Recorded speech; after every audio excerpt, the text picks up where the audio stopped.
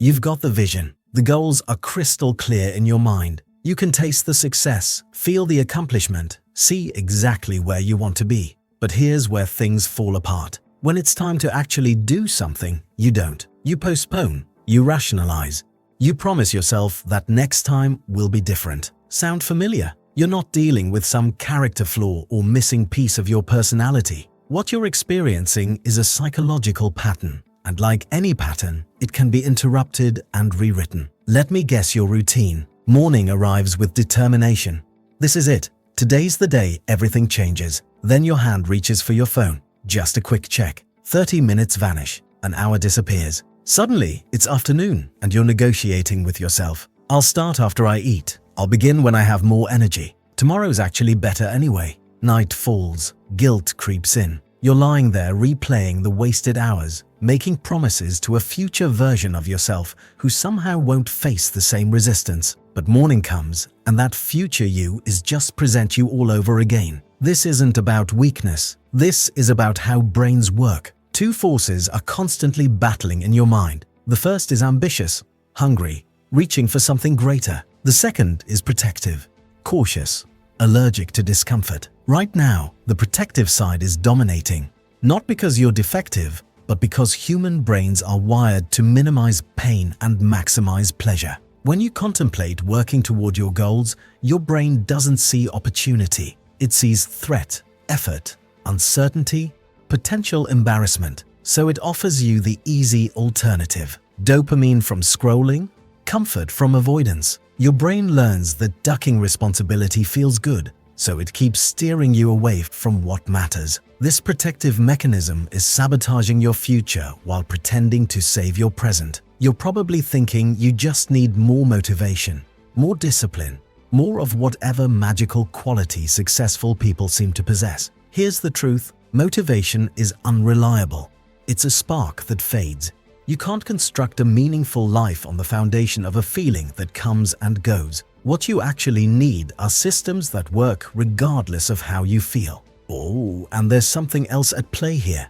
Perfectionism. You've built such a detailed picture of success that anything less looks like failure. So you wait for ideal conditions, for perfect clarity, for the moment when you feel completely ready. That moment doesn't exist. Perfectionism isn't about excellence, it's fear wearing a respectable disguise. Let's be direct. You're scared. Scared that if you genuinely try and fall short, you'll have to confront an uncomfortable possibility. Maybe you're not as capable as you've told yourself. Maybe your potential is smaller than your daydream suggested. That fear is freezing you in place. Because as long as you don't test your ideas in reality, you can preserve the fantasy that you could achieve them if you just decided to. But you know that's hollow. Here's what changes everything. Failure isn't the opposite of success. Doing nothing is the opposite of success. Failure teaches you something.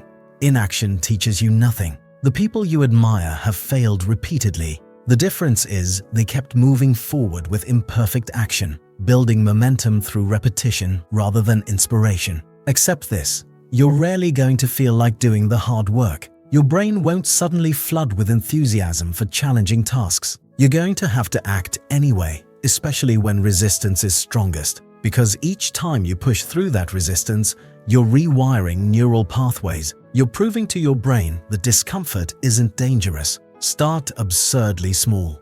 Don't attempt a complete life overhaul. That's perfectionism again. Choose one tiny action that inches you toward your goal. 15 minutes of focused work. 3 sentences written. 1 important email sent. The size doesn't matter. Repetition matters. Showing up matters. Consistency builds habits. Habits build lives. Nobody warns you that discipline feels awful initially. Your brain will fight back with creative excuses. You're too tired, you deserve rest. Starting tomorrow makes more strategic sense. You'll need to override all of it and do the work anyway. Then something shifts. After several rounds of pushing through, the resistance weakens. Not completely, but noticeably. Your brain adapts. The discomfort becomes familiar rather than frightening. Your surroundings are controlling you more than you realize. Phone within reach? You'll check it. Cluttered workspace?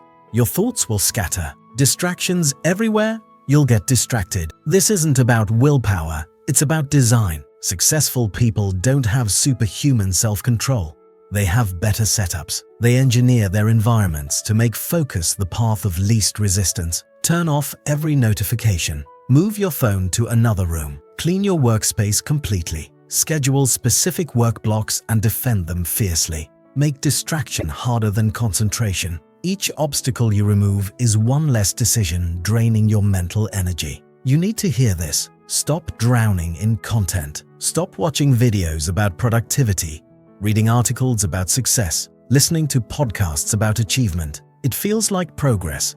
It's not. It's sophisticated procrastination, your brain convincing you that consuming information equals taking action. You already know enough. Stop learning to doing. When this ends, close it and take one concrete step forward. Your first attempts will be bad, not kind of rough bad, actually terrible. That's not just okay. That's required. Every expert was once incompetent. Every finished masterpiece started as an embarrassing rough draft. You're not aiming for brilliance yet. You're aiming to establish the habit of showing up. Quality emerges from consistency, not the other way around. You're going to feel resistance.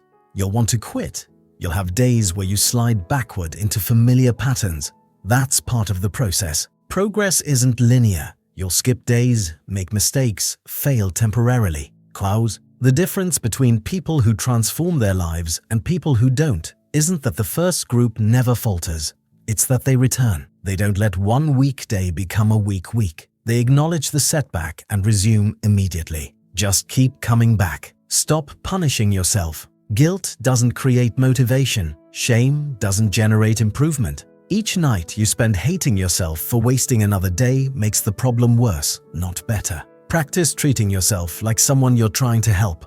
You didn't follow through today? All right, tomorrow's fresh. You fell short of your plan? Fine.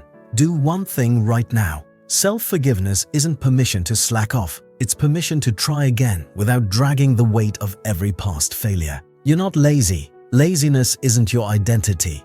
It's been your behavior. There's a crucial difference. Your identity is someone with vision, potential, and capacity for change. Your behavior has been avoidance, not because you're flawed, but because your brain hasn't learned yet that discomfort leads to growth. Now you understand the mechanics. Understanding opens the door to change, but understanding alone changes nothing. Ambition without execution is just fantasy. Wishing won't construct the life you want. Neither will action without self-compassion. That creates burnout, not transformation. You need both. The discipline to act when you don't feel like it, and the compassion to forgive yourself when you fall short. That combination creates sustainable change. Your move, right now, not later. Not when conditions improve or motivation strikes. Now, stop watching content about transformation. Become the transformation. Stop planning life. Live it. Stop waiting for readiness. Build discipline through action. Take one small step today. That step teaches your brain you're serious. Take another tomorrow. That builds momentum. Keep going, and eventually you won't recognize who you used to be. You've spent enough time imagining. It's time to build. One day, one decision, one small action at a time. That's how transformation happens. Not through dramatic moments or sudden revelation, but through small, consistent choices that compound over time. You're capable of more than you've demonstrated. Nobody's coming to rescue you from yourself. You're the only one who can interrupt this pattern. You're not broken. You're not beyond help. You're stuck in a loop. Loops can be broken. It won't be comfortable. But on the other side of this discomfort is the version of yourself you've always imagined. The one who doesn't just dream, who does. Go be that person, starting right now. Starting